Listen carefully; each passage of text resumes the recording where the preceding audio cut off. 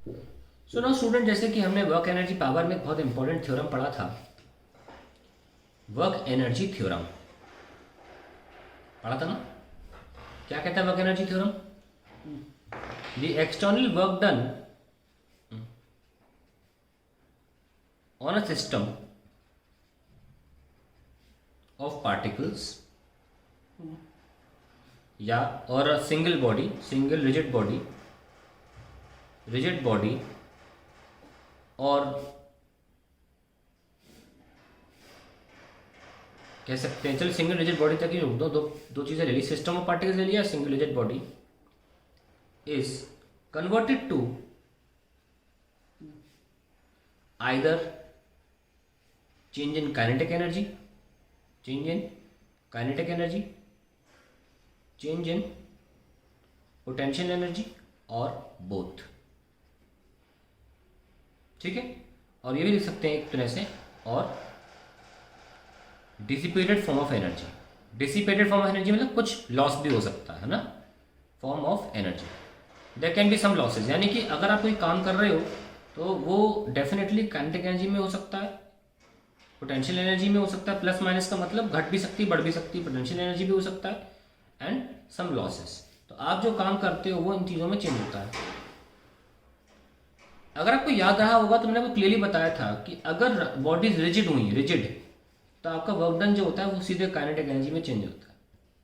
अगर bodies soft या sponge types हुई, फ्लेक्सिबल हुई, जो दब सकती, खिंच सकती है, जैसे spring, in that case work done potential energy में चेंज होता है या काइनेटिक, और काइनेटिक एनर्जी में हो सकता है अगर बॉडी भी स्पीड चेंज कर ले।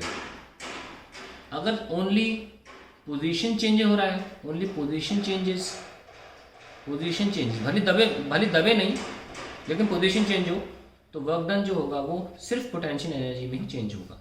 तो ये सब केसेस अलग अलग है। मैं एग्जांपल देता हूँ, जैसे कि आपके पास बॉडी है, आपने धक्का मारा है इसको, ये हिल के यहाँ पहुँच गई, तो इसकी स्पीड पहले u0 थी, सडनली फोर्स मारती, फिर इसकी कुछ हो गई और यहाँ से यहाँ पहुँच गई।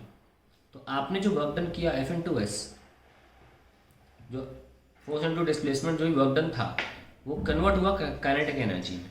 Yes sir no? अगर मान लीजिए बॉडी में स्प्रिंग लगी है और फिर आपने फोर्स लगाया, तो ये दबेगी भी स्प्रिंग और फिर मूव भी करेगा, तो उसमें काइनेटिक एनर्जी भी बढ़ी, मतलब दब के झटके से आगे जाएगा, काइनेटिक एनर्जी भी, और स्प्रिंग की एनर्जी, पोटेंशियल एनर्जी भी चेंज आया। पर अगर बॉडी को यहाँ से उठा के बस यहाँ रख दिया जाए, यहाँ किसी प्लेटफॉर्म से उठा के यहाँ रख दी जाए, तो उसकी सिर्फ पोटेंशियल एनर्जी ही चेंज होती है। तो वर्क करने के बहुत तरीके, या फिर मान लीजिए आपने किसी फ्रिक्शन सरफेस पे आपने धक्का दिया और बॉडी यहाँ मूव करी, तो हो सकता है कि बॉडी जो वर्क डन आपने किया वो उसकी काइनेटिक एनर्जी में चेंजेस आए, हाफ mv² माइनस u² जो भी है, half mu² as well as, क्योंकि हाइट तो चेंज हुई नहीं है, तो सिर्फ काइनेटिक एनर्जी, बॉडी रेस्ट पे थी, it gathered some speed and work done against friction, that is Fs/s। जैसे, और ये नेगेटिव होगा, यहाँ नेगेटिव नहीं होगा, सॉरी यहाँ नेगेटिव होगा। तो ओवरऑल आपका जो वर्क डन था वो चेंज इन काइनेटिक एनर्जी में भी खर्च हुआ, और as well as it overcame some friction. तो वर्क डन जो होता है वो बहुत चीज़ों में यूज हो सकता है ना। ध्यान रखें इस बात का, वर्क एनर्जी थ्योरम की बात मैं जो कर रहा हूँ। अब आगे हम बढ़ते हैं। थोड़ा शोर हो रहा है, लेकिन I am trying to manage की समाव, जब शोर हो रहा हो तो मैं ना बोलूँ, इंपॉर्टेंट बातें थोड़ा सा मैनेज कर लिया आज। तो हमने देखा कि वर्क डन जो है वो पोटेंशियल एनर्जी में चेंज हो सकता है, वर्क डन काइनेटिक एनर्जी में चेंज हो सकता है, work done potential energy, kinetic energy दोनों में चेंज हो सकता है, and also some losses against friction, air friction जो भी है। Now coming back to the expression external work done का, work done by external agency या फोर्स क्या आया था, WAB, हम ग्रेविटी की बात कर रहे हैं, G ms m0 1/RA minus 1/R। ठीक है, आप बताइए, आपने जब ये काम किया तो हुआ क्या? आप एक सोर्स मास से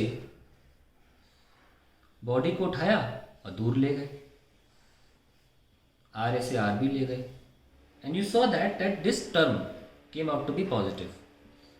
आपने बॉडी की पोजीशन चेंज करी है, आपने बॉडी की पोजीशन चेंज करी और नोटिस किया कि वर्क डन पॉजिटिव हुआ है, पोजीशन चेंज हुई। तो यानी कि भी कह सकते हैं कि जब आपने वर्क डन किया तो किसी चीज़ में तो चेंज हुआ होगा, या तो काइनेटिक में या पोटेंशियल में या दोनों में। पर यहाँ मूवमेंट की बात ही नहीं हो रही, यहाँ से उठा के रख दिया, यहाँ पे रेस्ट पर था, यहाँ भी रेस्ट पर है। तो यानी कि यहाँ पे क्या हुआ, आपने जो काम किया वो पोटेंशियल एनर्जी में चेंज हुआ, और वो कैसी पोटेंशियल एनर्जी थी, पॉजिटिव। तो यहाँ से निष्कर्ष निकला that when work is done on a body, work is done on a body such that it is moved away from source body in its gravitational field, its potential energy increases। और अब समझ में आ गया होगा आपको कि ground से जब बॉडी को ऊपर उठाते हो ना तो पोटेंशियल एनर्जी राइज क्यों होती है। मैंने पढ़ा है आपने MGH। आप तो बाय डिफॉल्ट मान लिए थे ना कि पोटेंशियल एनर्जी इंक्रीज हो गई, एच पे डिपेंड करती है, एच बढ़ गया तो पोटेंशियल एनर्जी इंक्रीज हो गई। अब उसके आप रीजन समझ पा रहे हैं क्यों होता है ऐसा। ये टर्म पॉजिटिव आ रहा है इसलिए, ये हमने इंटीग्रेशन से निकाला, टर्म पॉजिटिव आया। कब, जब हम दूर ले गए तब पॉजिटिव आया है। तो हमने क्या सीखा, जब वर्क डन करोगे ग्रेविटी में, ग्रेविटेशनल फील्ड में काम करोगे, कैसे, ऐसे कि आप सोर्स, यहाँ पे सोर्स कौन है, धरती माँ सोर्स है ना, अर्थ सोर्स है। आप अर्थ से जब भी दूर लेकर जाओगे आप पोटेंशियल एनर्जी बढ़ाओगे। मैं नहीं कह रहा, डेरिवेशन सॉल्व होके आया ऐसा। और ऐसे में एट द सेम टाइम ये ना भूलें, the earth does negative work, और वी कैन से, हाँ ये काफ़ी है, क्योंकि हमने आपको याद दिलाता हूँ, आपको वर्क एनर्जी पावर में बहुत इंपॉर्टेंट बताई थी कि जब भी काम हो रहा होता है ना, पॉजिटिव वर्क और दोनों और नेगेटिव वर्क दोनों हमेशा एक साथ होते हैं। भूल, अगर आपको याद होगा, नहीं होगा तब याद आ गया होगा। सब यहाँ पे आके क्यूमुलेटिवली जुड़ रही हैं बातें, सारी कड़ियाँ मिल रही हैं। आपको याद होगा हमने बोला था जब भी काम होता है हमेशा पॉजिटिव और नेगेटिव वर्क दोनों साथ में होते हैं। यहाँ पॉजिटिव वर्क कौन कर रहा है, हम। नेगेटिव वर्क कौन कर रहा है, ग्रेविटी। और ये भी बताया था हमने, नेगेटिव वर्क का फिजिकल मीनिंग सोचो क्या था। नेगेटिव वर्क का फिजिकल मीनिंग होता है जब फोर्स डिस्प्लेसमेंट के खिलाफ हो। आप बताइए, जब हम पेन को नीचे लेके जाते हैं, छोड़ दें तो पेन नीचे आएगा ना। इसका मतलब फील्ड कौन है, आपको धरती माँ द्वारा गुरुत्व आकर्षण, ग्रेविटी, वही तो फील्ड है। वो डिस्प्लेसमेंट पसंद नहीं करती, इसलिए बुला लेती है अपने पास। माँ तो बच्चे के पास ही बुलाएगी ना अपने। तो ये देखिए आप, ये हमेशा नीचे आता रहे। क्यों आता रहेगा भाई, क्योंकि फील्ड तो डिस्प्लेसमेंट के खिलाफ है और हम डिस्प्लेसमेंट के खिलाफ नहीं है, हम आगे बढ़ना चाहते हैं। तो एक्सटर्नल फोर्स ये आया। अब इसमें एक इंपॉर्टेंट बात है, देखिए ये तो पोटेंशियल एनर्जी डिफरेंस है, डेल्टा लिखे जा रहा हूं तब से, लेकिन पोटेंशियल एनर्जी एब्सोल्यूट कैसे लिखी जाए, आइए देखते हैं। अब डिफरेंस की बात नहीं करेंगे, अब पोटेंशियल एनर्जी एब्सोल्यूट की बात करेंगे। एब्सोल्यूट पोटेंशियल एनर्जी कैसे डिफाइन होती है, it is the work done, अब ध्यान से सुनना, मैं 4 कंडीशंस लिखूंगा और वही आपको पोटेंशियल एनर्जी की एब्सोल्यूट डेफिनेशन रटी होनी चाहिए। पॉइंट वाइज लिखूंगा ताकि याद रहे। देखना, जो हमने किया है वो देखना।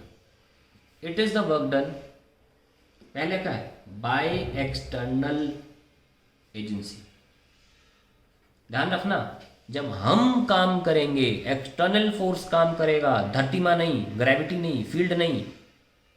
वहाँ चार्जेस के मामले में इलेक्ट्रोस्टैटिक फील्ड आ जाएगी, इलेक्ट्रिक फील्ड, वो नहीं। मैग्नेटिज्म में मैग्नेटिक फील्ड आ जाएगी, वो नहीं। ग्रेविटी में ग्रेविटेशनल फील्ड आ जाएगी, वो नहीं। हम काम करेंगे, सोर्स मतलब एक्सटर्नल एजेंसी, तब ही पोटेंशियल एनर्जी शब्द का प्रयोग किया जाएगा। ठीक है, it is a work done, इसलिए पहला पॉइंट सबसे इंपॉर्टेंट यही है, it is a work done by external agency. दूसरा, विदाउट एक्सेलरेशन, है ना, तभी तो नेट फोर्स 0 लगाया था हमने, विदाउट एक्सेलरेशन। तीसरा,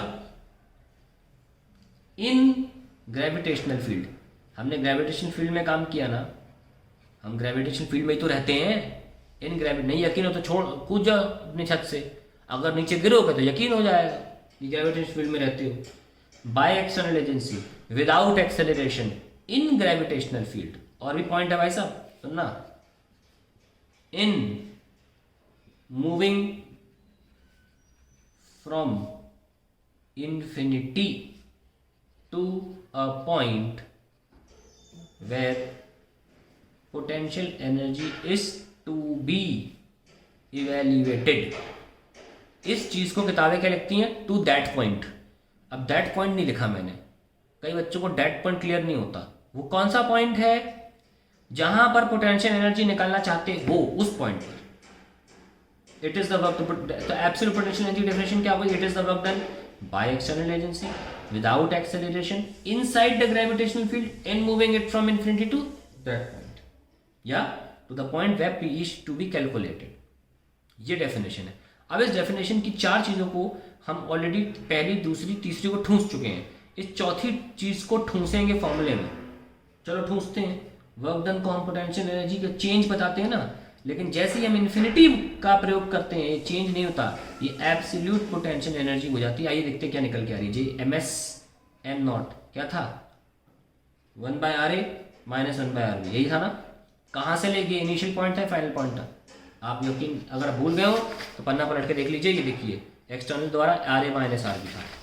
कहाँ से लेके आ रहे हो, अगर आप पोटेंशियल एनर्जी एब्सोल्यूट बताना चाहते हो इन्फिनिटी से लेके आ रहे हो, जरा इन्फिनिटी ठूंसो माइनस RB।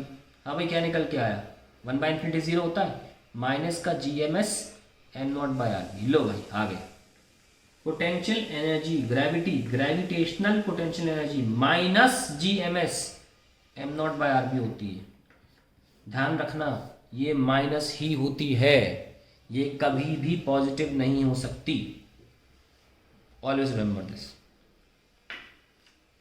ये फाइनल हमारा एक्सप्रेशन आ गया पोटेंशियल एनर्जी एब्सोल्यूट का।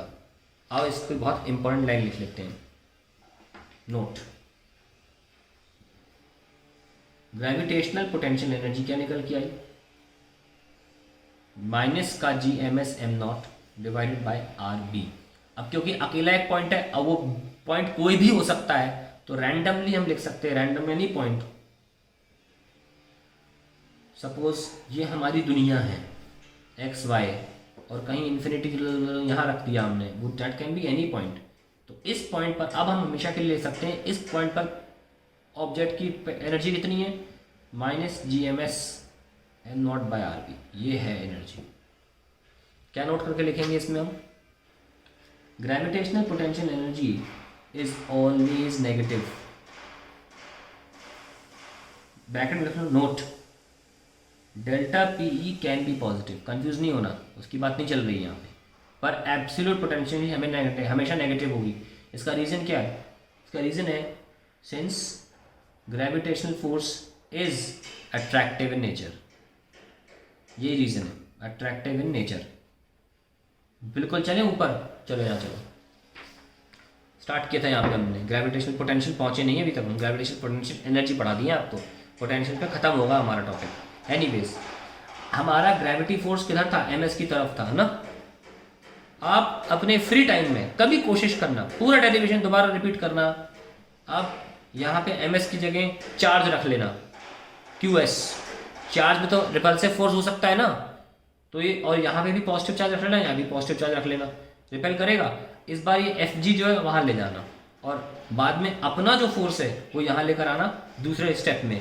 आप देखना आपको पॉजिटिव मिलेगा आंसर, क्योंकि जब अट्रैक्टिव फोर्स होगा हमेशा पोटेंशियल एनर्जी नेगेटिव आएगी, जब रिपल्सिव फोर्स होगा हमेशा पोटेंशियल एनर्जी पॉजिटिव आएगी। इसलिए मैंने यहाँ लिख दिया है। इस बात को मैं आप पर छोड़ता हूँ कि आप इस डायग्राम में अपना FG यहाँ लेकर जाएंगे और एक्सटर्नल यहाँ लगाएंगे, और फिर डिराइव करके देखना, आपको आंसर जो मैं कह रहा हूँ वही मिलेगा। जहाँ आपने रिपल्सिव फोर्स लिया ये हमेशा पॉजिटिव आएगा, जहाँ आपने अट्रैक्टिव फोर्स लिया ये हमेशा नेगेटिव आएगा। कोई पूछे पोटेंशियल एनर्जी हमेशा, ग्रेविटेशनल पोटेंशियल एनर्जी नेगेटिव क्यों होती है, तो आप ये बोलेंगे because gravity is attractive in nature. ठीक है, ये बात इंपॉर्टेंट खत्म हो जाती है यहाँ पे। तो हम यहाँ पे ग्रेविटेशनल पोटेंशियल एनर्जी डिफरेंस और gravitational potential absolute gravitational potential साबित कर दिए हैं। अगले स्टेप में आपके सामने हम प्रूफ करेंगे द प्रूफ ऑफ MGH, जो हम बचपन से पढ़ते आ रहे हैं, उसका प्रूफ कैसे होता है लेट्स से।